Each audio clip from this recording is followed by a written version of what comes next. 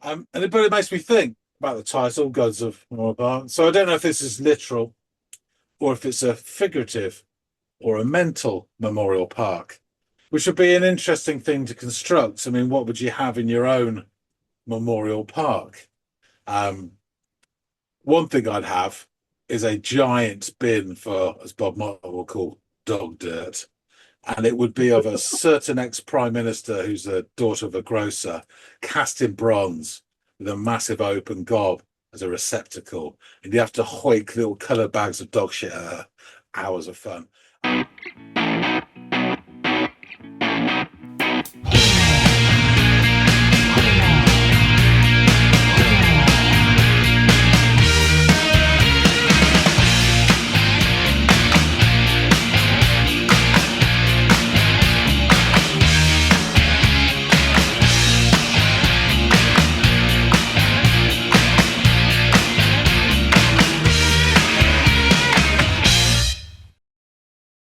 Hey everybody out there, welcome back to a Friday episode here at the Audiophiles. You know what we do here. Typically we share music, one of us goes off and listens to it, and then we chat shit about it for an inordinate amount of time. This episode, though, as all Fridays are dedicated to a song offered up by one of you lovely people out there in the listening audience. And today, on this episode, we have a track that was offered up by Donna Burt. The truth be told, she offered up quite a litany of some really great offerings for me to kind of choose from. And one that really stood out to me among a few, to be quite honest with you, was this one that I chose because we've listened to bands adjacent to these guys. We listened to half of these guys when they were in at the drive-in, and we did One Arm Scissor. And then when they broke up, the other half went off and did the Mars Volta. And you checked out the Mars Volta track over at Into the Music when I had you listen to The Widow. And you liked both those tracks to varying degrees. So now I can kind of put a bow on this thanks to Donna beating me to the punch on this one. And we have the band Sparta. So, given all that little backstory there, as you guys can probably imagine, John has not yet heard Sparta. He has not, sort of completed the circle here. So we're going to have him do that today. Actually, Donna is. So the track by Sparta that we want you to check out is called Guns for Memorial Park. So I know Donna is jonesing to hear your opinion on this one, and so am I. And perhaps some of the other people who tuned into this episode are as well. So you got everything you need, John. Go off, give it a listen, and let us know what you think. Will do.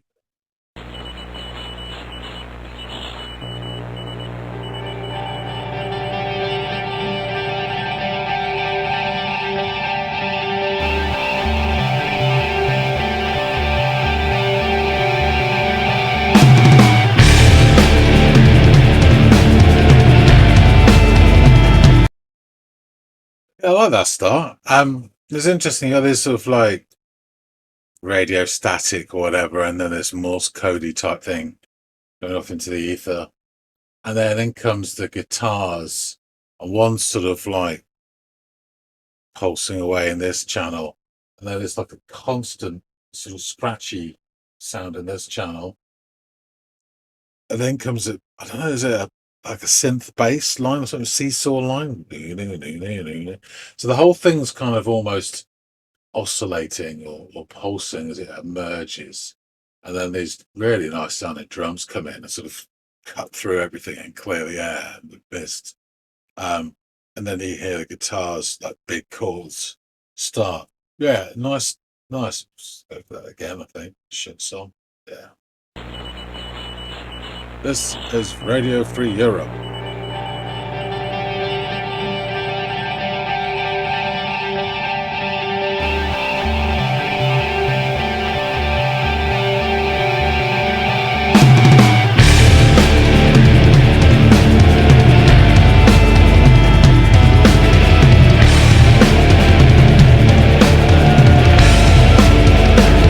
At the bottom of the barrel, it's a bright surprise.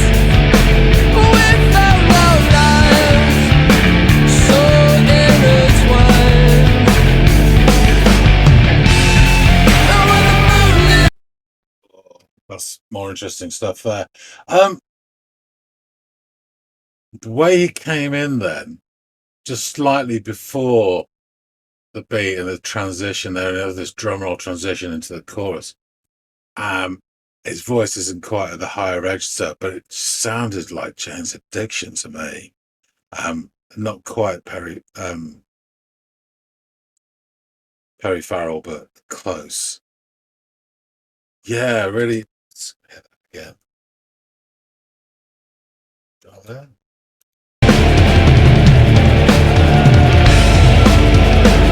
At the bottom of the barrel, surprise, surprise, we found our lives so intertwined. And when the moonlit soul, they were side by side. This is my ballad, my memorial part. Shove into the last living trail. Show your love at me, show your love at me. Hold this, hold my memories. Don't let me forget these secret walkways.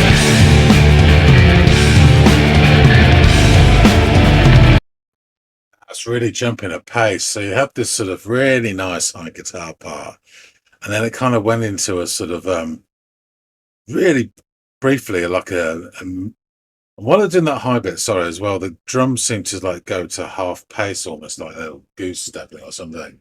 And then just to reinforce that imagery, we went into sort of militaristic drumming for like a bar or so, really quick. And then I think that bit we just had was the chorus because it was all bigger, more airy, the way he was singing. And again, he had these guitars. One was sort of almost emphasizing the notes he was hitting, and the other one was just like pride and pace, and it was just scratching and picking that really nice sound on the right channel there. Um, yeah, it's interesting. This very interesting.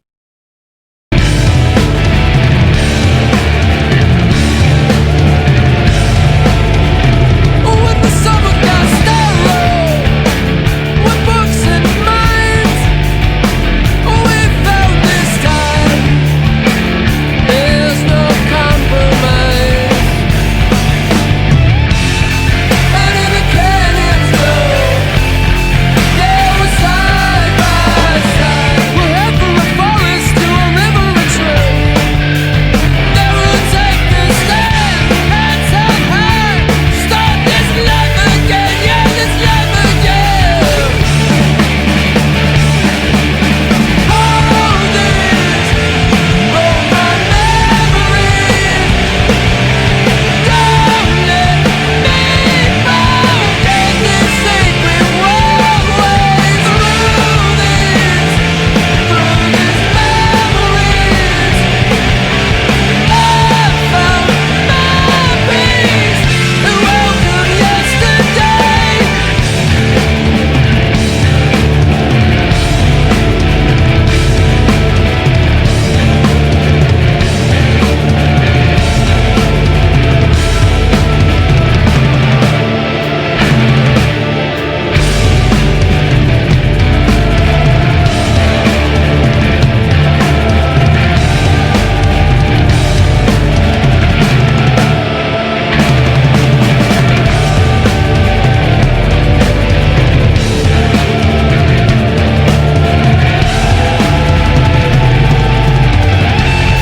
When the moonlit soul, But I just have to say that was really quite bizarre, but really nice as well. So I don't know you'd call that a middle eight or not even middle, is it? But do you know what I mean? Normally there'd be a bridge there or some Ponting solo or whatever, which can be really good or not. They just kind of let it flow, and this again, there's almost ethereal sort of vocalizing in the background, just made it sort of foggy and misty, and he just has really the drums were just guiding the way. Really, this drum is excellent. Really, really nice. Got a lot of control as well and direction, and he's pretty muscular at times as well. Yeah, really like it. Really like the sound of the guitars as well. So I think for the verse, this one's doing, it might be the same guy, just overlay out, but I'll call it two. So in this channel, for the verse, it's the longer sort of strumming chords. This one's getting sort of busy in this channel. And then when they go to the chorus, it's switched, and this one's just doing the more, this one's getting really sort of busy and providing the pace and the drive. Really interesting. I have to listen to this a lot more to get the whole shebang out of it. But yeah, very interesting.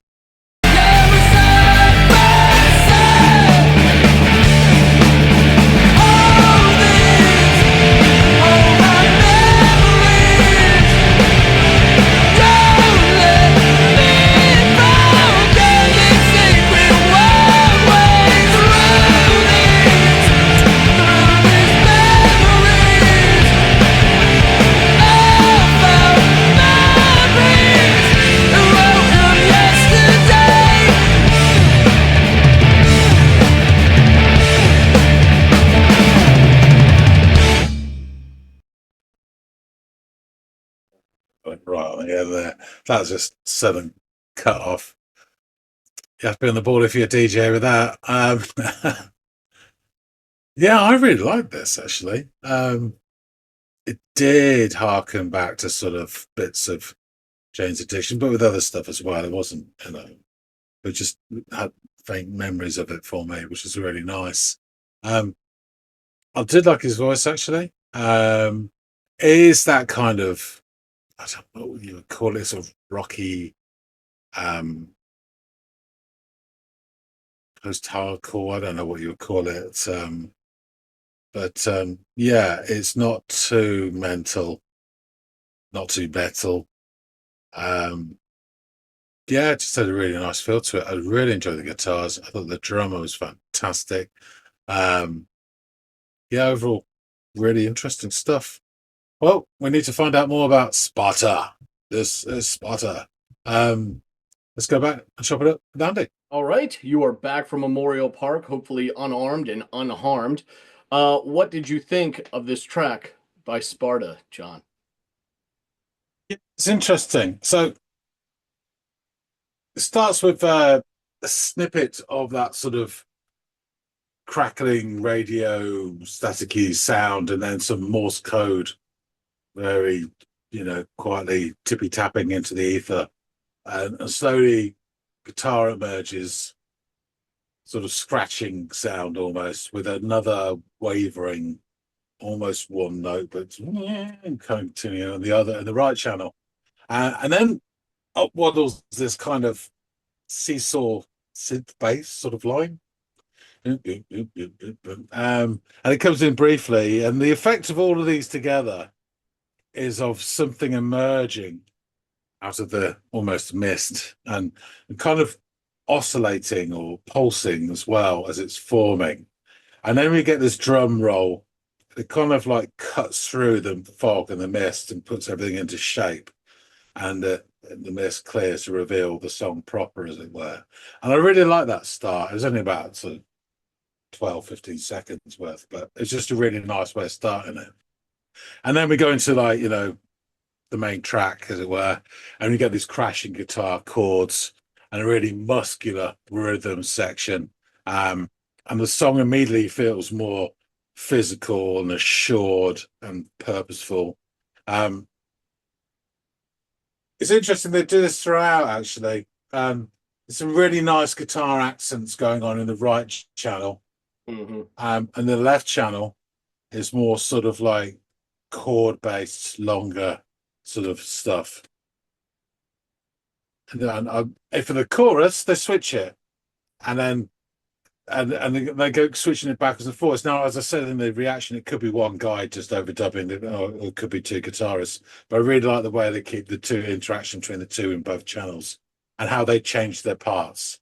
So one's choppy, and then one's long, and then the other one's long, then one's choppy. Really nice. So yeah, into the mix as well at this point. There's some very sort of down in the mix. There's some vocalizing, which again gives a bit of a sort of ethereal quality to it. Now the singer comes in, and for the first few seconds, I don't know, 5-10 seconds, really, really reminded me of Jane's Addiction. I mean, just very strongly. And I rewound it, and the way he comes in as well is really interesting. You listen to it again. So they're doing their stuff, and he comes in with a foot off beat before the start. And he comes in, and then the drum roll, he sings over it, and then it kicks into it. So he's like a beat and a half before you would normally enter as a singer, which is something Perry Farrell does a lot on their songs, particularly early Jane's Addiction. Of course, his voice is lower in register, he hasn't got quite the same sound, but the whole of it combined really does sound like Jane's Addiction in my head. I'd get over it, but for the first bit, It's definitely. an interesting observation. I think I can place what you're saying too. Like it makes sense. And then he sings at the start, because I rewound it, I got these lyrics. Bottom of the barrel, it's a great surprise. We found our lives so intertwined. Doesn't mean anything to me. Bottom of the barrel, perhaps booze, but I don't know. So then it goes into another couple of lines, and there's a really high motif from the guitar because it plays over it, which means I don't catch a word, but it really sounds great. And the drummer shifts down a gear, so he's another half time that he was before, and it almost gives us that image of them, sort of goose stepping slowly. I have to say, I thought the drum was absolutely fantastic all throughout the whole song. Really, really good. Really, really good. Oh, loads of control. It does those two lines, and the guitar sounded great, and then it skips. And this is part of the song, actually. It skips through, and so you get a lot of momentum through the song. So it just changed tack quite quickly without it being jarring. He goes back to standard timing, and I catch something about as if this is my Memorial Park, but I'm struggling to catch the rest of the words. But it makes me think about the title, Gods of Memorial Park. So I don't know if this is literal or if it's a figurative or a mental memorial park, which would be an interesting thing to construct. I mean, what would you have in your own memorial park? One thing I'd have is a giant bin for, as Bob Marley will call, dog dirt. And it would be of a certain ex-prime minister who's the daughter of a grocer, cast in bronze with a massive open gob as a receptacle. And you have to hoik little coloured bags of dog shit at her. Hours of fun. And I'd also have a lake with giant duck paddle boats. Anyway, but it also made me think of real memorial parks. I don't know if this is terminology is the same because it's not really, we don't know parks, but particularly World War II memorials. Now, I don't know what it's like in America, but every single city, town, and village in the UK has a memorial to the fallen of both wars. And I think it's pretty much the same in every village, town, and city in France. Because obviously, well, my folks live out there, so see that. And as disaffected teenagers, it was your civic duty to gather around in these memorials in granddad coats, drink really cheap, awful cider, and express how bored and miserable you were using only the medium of sighing, and sometimes engage in formation spitting. I doubt this translates across the pond as an activity, but I do wonder about the title, whether the guns that he mentions are representative or referring to the band themselves. It's the guns of a memorial park, whether memorial park's a place or real or not. But back to the song. It's just a little musing there for a bit. I'm sure he sings Shoot Your Life at Me a couple of times. And then we transition via some militaristic drumming into a chorus, which I believe is the chorus because it repeats quite often, but also the way it's delivered is big and airy, and just what a chorus should be. And I catch Hold Me, Memories, Don't Let Me Forget, Secrets. Anyway, again, during this chorus, one guitar is emphasizing, I think it's the left channel, his the note they're hitting the same notes as he's hitting at the end of his lines. It's really nice. And the other right channel is providing the sort of flow. It starts like chugging, and then it starts more picking sort of spikier notes of that sort of same sort of oscillating distortion. Really, really nice. Drummer's going crazy, as said. Next verse, we go to a similar sound. And this time, I don't think it's because I'm paying attention to this rather than all the other stuff that was for the first time, but I'm hearing the really chunky bass much more clearly during this verse. First couple of lines he delivers in brings Mr. Farrell to mind again. And then he says something about there's no compromise. And we go back, we circle around through the stages, as it were. So we get that 2-line, really nice high part guitar with the goose stepping drums. And then a few more lines. And then we go to the military 2-step into the chorus. We come out of the second chorus back into that swirling fog with the sort of background vocalizing. And I stopped this actually and I commented on it because it goes on for a while. And I really enjoyed it. It was quite odd.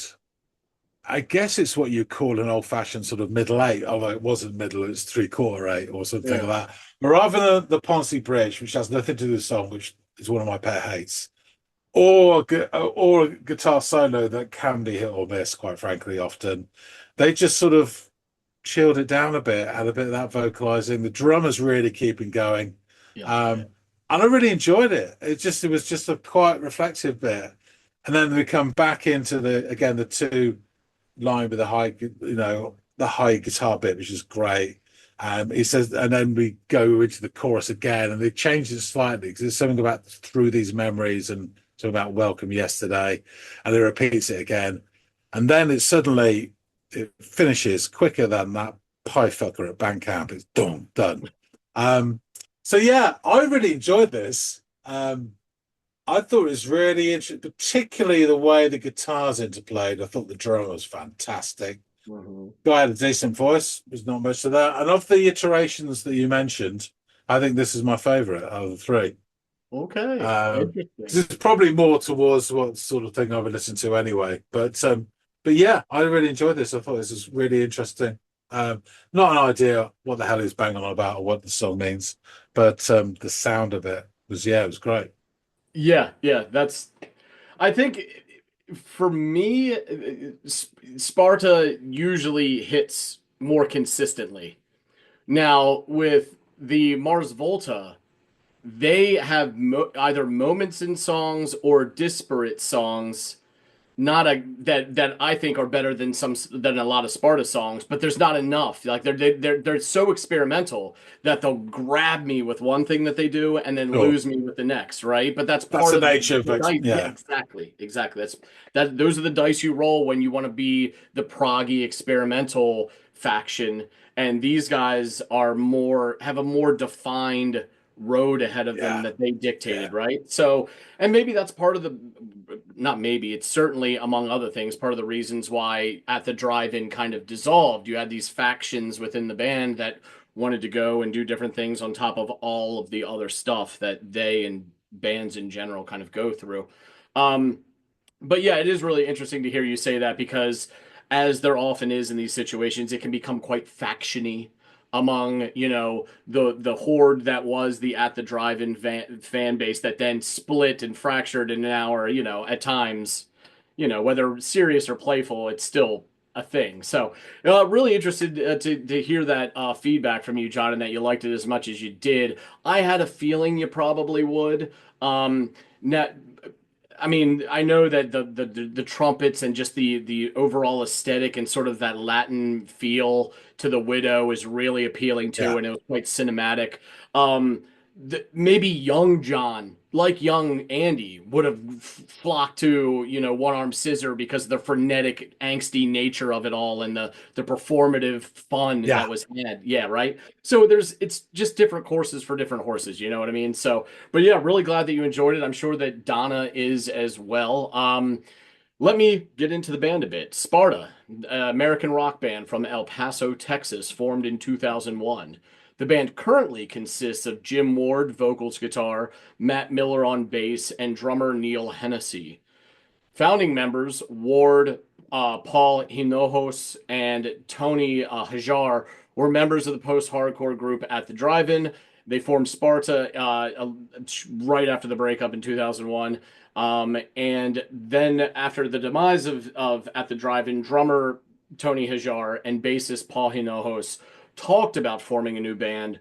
Hinojos contacted former At the Drive-In guitarist and backup vocalist Ward to take on the role of lead vocalist in their new project. So Sparta's music has been described by Pitchfork as anxious, epic guitar rock, and by Spin magazine as having a reliably cathartic and emotionally charged presence. After a brief stint with Eric Sanger, the three recruited Matt Miller, a native to El Paso, and then bassist of the band Belknap, to permanently fill the position of bassist, with Hinojos then switching to guitar. The band then scored a deal with DreamWorks in 2001. The band released their first EP entitled Austere in early 2002 under the name Sparta. The EP was met with mixed reviews, with most believing that the group had talent and the ability, but had yet to find their voice. In August of 2002, Sparta released their debut full-length album, Wiretap Scars. The album, although not well received by all of the mainstream post-hardcore audience, brought well-earned respect and relieved some of the pressure brought on by the shadow of At the Drive-In. The record was deemed a cleaner, more accessible sound than At the Drive-In's distortion-fueled offerings. Sparta maintained its underground following with shows at smaller venues throughout North America and Europe. They were exposed to a wider audience in April and May of 2003 when they opened several shows for John favorite Pearl Jam. While on tour for Wiretap Scars, Sparta employed the help of their friend Gabriel Gonzalez, who played third guitar and keyboards. Gonzalez now performs with his own band, Volador, and is a member of Ward's side project, Sleeper Car. Gonzalez did rejoin Sparta in 2017 for a stint as well. On May 25th of 2003, Jim Ward's cousin, Jeremy, died of a heroin overdose. Jeremy was, at the time, the sound manipulator for the Mars Volta, created by the former At the Drive-In bandmates Cedric Bixler Zavala and Omar Rodriguez Lopez. The loss of his cousin would have a profound and lasting effect on Ward. In July of 2004, the band released their second album, Porcelain. Despite popular belief, none of the tracks are fueled by the loss of Jeremy, Jim's cousin. Tracks such as Death in the Family and Travel by Bloodline stem from other personal losses, such as Ward's grandfather and close friend having passed. In 2004, in a 2004 issue of the magazine Alternative Press, Ward describes his feelings towards these events and how they have affected him. He will admit that he hasn't yet made sense of it, and perhaps for that reason there isn't a song on Porcelain about Jeremy. I don't think I'll ever make peace with that, he says. Immediately prior to the release, Sparta toured as the opening act for Incubus, after which this was followed by their own headlining tour. In 2005, after pulling the band off the road mid-tour, Ward said that he had to regroup. I walked out in the middle of the tour. I needed to get away from everything and everyone. I wasn't enjoying myself at all. I didn't feel my life or the band was where I wanted it to be. I needed to step back and reassess everything. For 2 months, he retreated to his home without speaking to anyone in his professional life. In an article with PE.com, Ward said, when I left, I honestly didn't know if I was going to continue with the band or not, so I told everyone to pursue whatever they wanted. During that time, Hinojos left to join the Mars Volta as their new secondary guitarist and sound manipulator, filling the void that Jeremy left by Jeremy Ward's death. Hinojos was replaced by Keely Davis. Eventually, Ward went to visit Hajar in Los Angeles. They began writing new material without the restrictions of a deadline, and soon Ward rekindled his desire to perform. In January of 2006, the band announced that they had signed a deal with Hollywood Records and announced their intention to release a short film titled Nakia, based on Hajar's experience as a child in Beirut, Lebanon. On March 9th, 2006, by way of their official website, Sparta announced a new album titled Threes. 2 days before the release, the entire album was available for streaming on their MySpace page. Sign of the times, MySpace. The album was released on October 24th, 2006. Their first single off the album was Taking Back Control and Erase It Again. And it was released as a second single in mid 2007. July 29th, 2006 was referred to as their first show to the public in 15 months by Ward. At the show, Ward also told the crowd about what happened when he left the band the previous year, saying he would rather have the crowd hear it from him than the press in the following months. Sparta played at Chicago's Lollapalooza Festival the following week. The band toured the US, Canada, Australia, and Europe heavily after the release of the album, with bands such as Lola Ray, Aloha, As Tall as Lions, Sound Team, Moaning, Me Without You, Love Drug, Staylight Run, The Deftones, and My Chemical Romance. The band went on hiatus in 2008 for Ward to focus on his solo career and side projects, reuniting from 2011 to 2013 for a series of shows and then permanently reuniting in 2017.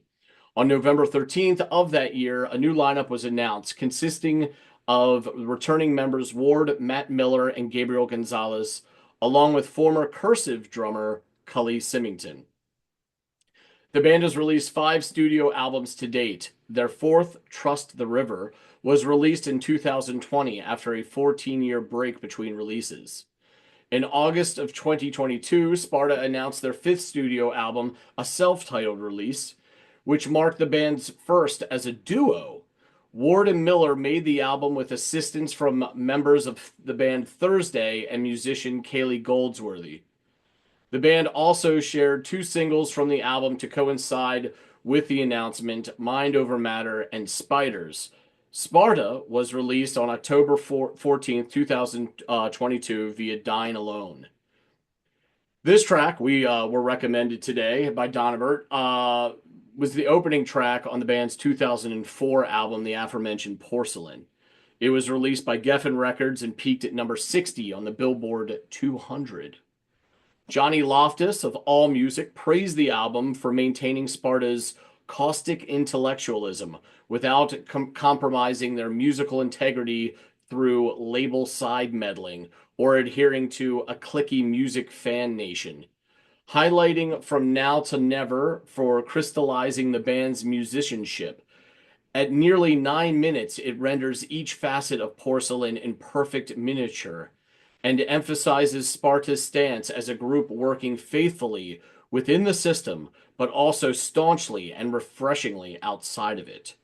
Our beloved Pitchfork contributor Brian Howe noted how the band's sound became a grandiose and questing with scintillating, spacious atmospheres. Throughout the record, praising the complex and inventive arrangements found on While Oceana Sleeps and Lines in the Sand, concluding that porcelain is food for sheer bodily exaltation.